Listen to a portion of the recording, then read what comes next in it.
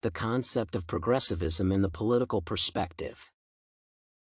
Progressives. Characteristics and examples.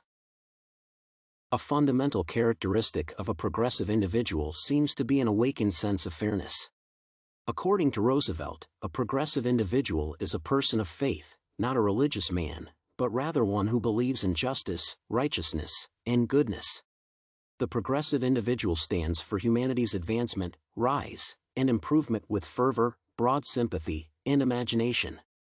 Essentially, anyone who stands up against any special privilege and for social and industrial justice is progressive. Lastly, the progressive individual trusts in the people and unequivocally opposes exploitation. A progressive individual values the people around them equally and treats them as such. Anti-progressives. Characteristics and examples. Anti-progressives, or people opposing the progressive movement, are defined quite broadly. According to Roosevelt, they are people of narrow-mindedness and little empathy, unconcerned by injustice towards others. This characteristic can be applied regardless of one's occupation or formal political affiliations because actions matter the most. Roosevelt insisted on erasing the Republican-Democratic dualism in progressive thinking, replacing it with a progressive versus reactionary, anti-progressive, mentality. He suggests an example of an anti-progressive president as someone who supports courts limiting people's power to achieve social justice. Another example of anti-progressive action from a president would be upholding privileged classes by sustaining favoritism in court decisions. Hence, anti-progressives are characterized by their rejection of progressive principles, whether intentional or not.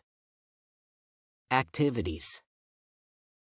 Anti-progressive activities are described mostly as those defying progressivism ideas. Roosevelt elaborates that anyone who directly or indirectly asserts privilege and favors special interests is an anti-progressive. Anti-progressives actively obfuscate popular will, upholding the power of biased courts and big corporations. Moreover, anti-progressives can lack interest in supporting progressivism or perpetuate vulnerable groups' exploitation, whether actively or passively. In general, anti-progressives do not have to prevent progressivism processes actively, they may merely be inert or unwilling to get involved. Goals of progressivism. The focal point of progressivism is transforming the established power dynamics. The overarching progressivist's goal is to provide people with real and not just nominal control over the representatives of the office to secure social and industrial justice for every citizen. The people's control entails the right to seek the passage of laws demanded by the public or to reject opposed laws if the legislatures and courts fail to reflect a deliberate popular opinion. In addition, they strive to ensure that the citizens had the right to nominate candidates for office, beginning with the president and below, through direct primaries. Overall, progressivism aims to empower people to regulate their government more transparently and directly.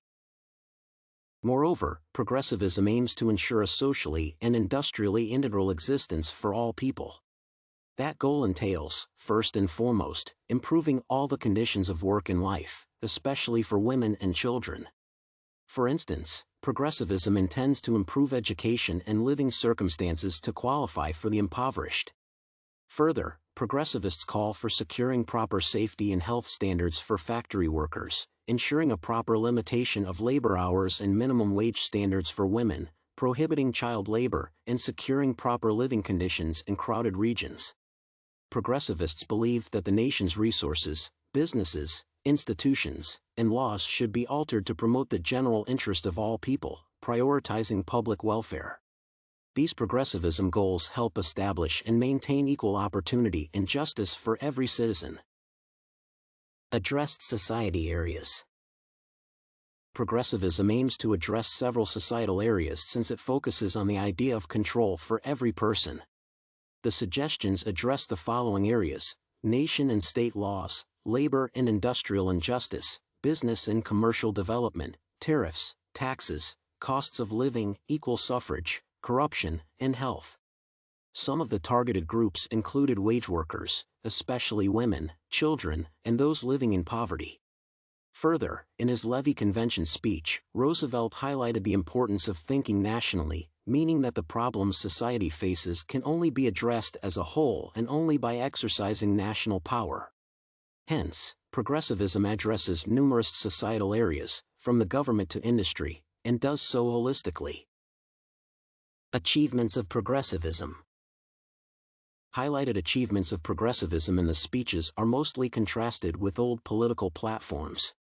In Roosevelt's presidential campaign speech in Connecticut, while campaigning for president on the Progressive Party, he articulated that progressivism, unlike other parties, offers more than rhetorical efforts. For instance, Roosevelt refers to the declared 1 in 7 days rest for workers and continuous employment. Further, Roosevelt discusses the Workmen Compensation Act, which limited the hours of labor and safeguarded hazardous employment, stating that people deserve to have access to just labor laws. Roosevelt outlines that the overarching achievement of progressivism is people standing together for everyone, not just for the privileged ones. Lastly, Roosevelt addresses the implemented Sherman antitrust law, which has been used against monopolies but still requires nation-state cooperation to accomplish its full potential. The highlighted progressivism achievements generally represent various legal actions targeted toward the good of common people.